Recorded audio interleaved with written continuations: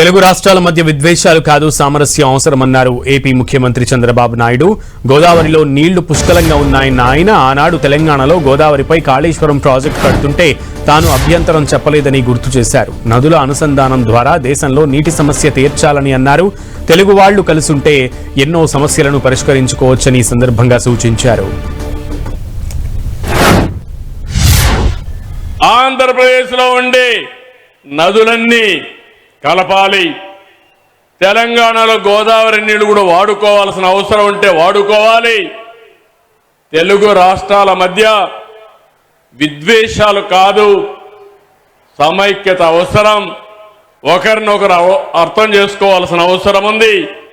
అందరం కలిసి ముందుకు పోవాల్సిన అవసరం ఉంది.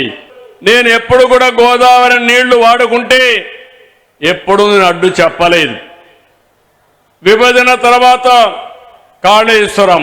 కాళేశ్వరం ప్రాజెక్టు కట్టినప్పుడు గోదావరి పైన ఎన్ని ప్రాజెక్టులు కట్టినా పర్వాలేదు, మనకు నీళ్లు వస్తాయనే ఉద్దేశంతో నేను ముందుకెళ్లాను.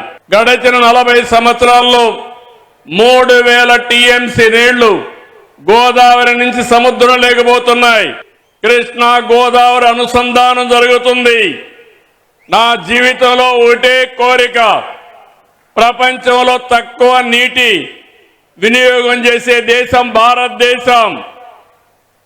ఎన్నో సంవత్సరాలుగా పోరాడుతున్నా, ఎన్నో సంవత్సరాలుగా ప్రయత్నం చేస్తున్నా, గంగా కావేరి కలవాలి, దేశంలో నీటి సమస్య పూర్తిగా పరిష్కారం కావాలనేది నా అభీష్టమని మరొక్కసారి మీ అందరికీ విజ్ఞప్తి చేస్తున్నాను.